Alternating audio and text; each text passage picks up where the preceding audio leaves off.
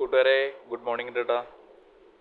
ഒരു ചെറിയ കുടുംബത്തിന് പറ്റിയ ഭംഗിയുള്ള ക്യൂട്ടായിട്ടുള്ള വെൽ ക്വാളിറ്റിയിൽ പണിതെടുത്തിട്ടുള്ള ബഡ്ജറ്റ് കുറഞ്ഞ പുതിയൊരു വീടാണ് നമ്മൾ കാണാൻ പോകുന്നത്. ബെസ്റ്റ് ചോയ്സിലേക്ക് സ്വാഗതം. രഞ്ജിത്ത് ഹിയർ.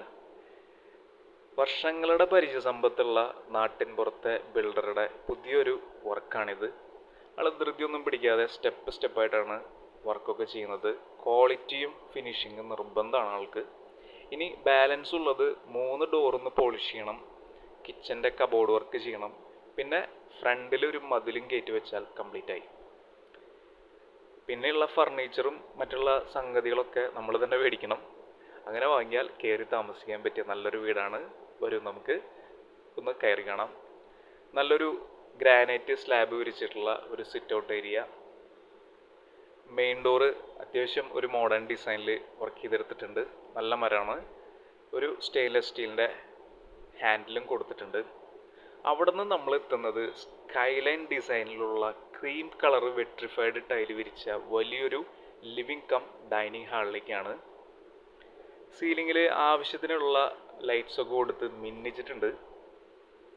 ക്വാളിറ്റിയിലുള്ള വയറിങ്ങും ബെസ്റ്റ് സ്വിച്ചസാണ് ചെയ്തിരിക്കുന്നത്. അതുപോലെ തേക്കൂഡിൽ പോലെ തോന്നിക്കുന്ന ഒരു ഫ്രെയിമുള്ള ഷോക്കേസ് പാനൽ അടിപൊളിയാക്കിയിട്ടുണ്ട്. മെയിൻ ഡോറിൻ്റെ അടുത്തുള്ള ഈ ഒരു കോർണറിൽ ഒരു കോർണർ സോഫ സെറ്റിക്കുള്ള സ്പേസ് ഉണ്ട്. ഓപ്പോസിറ്റ് ചുമരിലൊരു TV ഹാങ് ചെയ്യാം. അതുപോലെ ഈ അറ്റത്തായിട്ട് വലിയൊരു ഡൈനിങ് ഏരിയയുടെ സ്പേസും ഉണ്ട്. ഇനി സ്റ്റെയർ കേസിൻ്റെ ആ ഒരു ഏരിയ നോക്കുകയാണെങ്കിൽ അടിപൊളിയാക്കിയിട്ടുണ്ട്. വളരെ സിമ്പിൾ ആൻഡ് ബ്യൂട്ടിഫുൾ ആക്കി എടുത്തിട്ടുണ്ട്. അതിൻ്റെ സൈഡിലായിട്ടാണ് ഹാൻഡ് വാഷ് ഏരിയ കൊടുത്തിട്ടുള്ളത്. സൈഡിൽ ഒരു വാൾ ടൈലൊക്കെ കൊടുത്തിട്ടുള്ളത് നന്നായിട്ടുണ്ട്. അഴുക്കൊന്നും പിടിക്കില്ല. താഴെ ഒരു ഇൻവെർട്ടറിനുള്ള സ്പേസും കൊടുത്തിട്ടുണ്ട്. വരൂ നമുക്കിനി അടുക്കളയിലേക്കൊന്ന് പോവാം.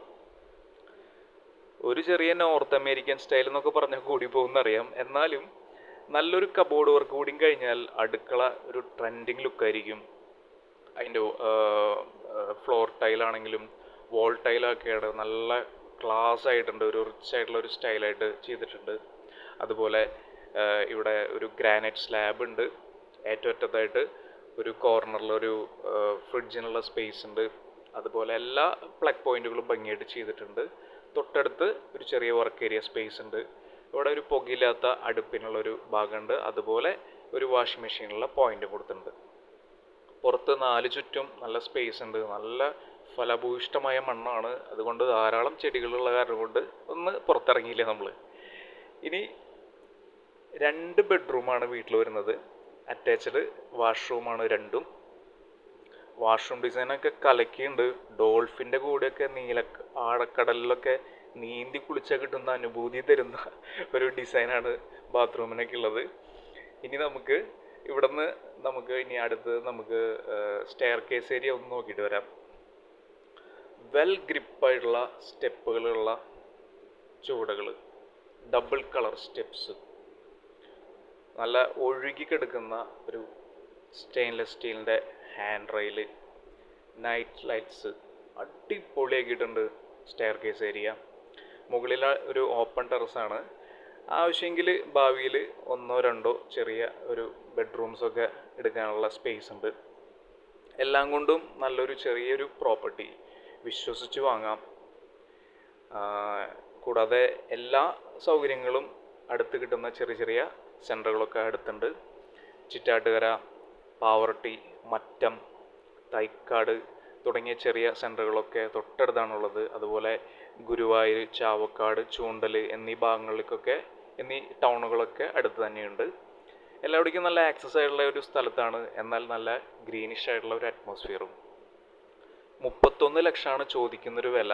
നെഗോഷ്യബിൾ ആയിട്ടുള്ള ഒരു പ്രൈസാണ് സ്ലൈറ്റ്ലി.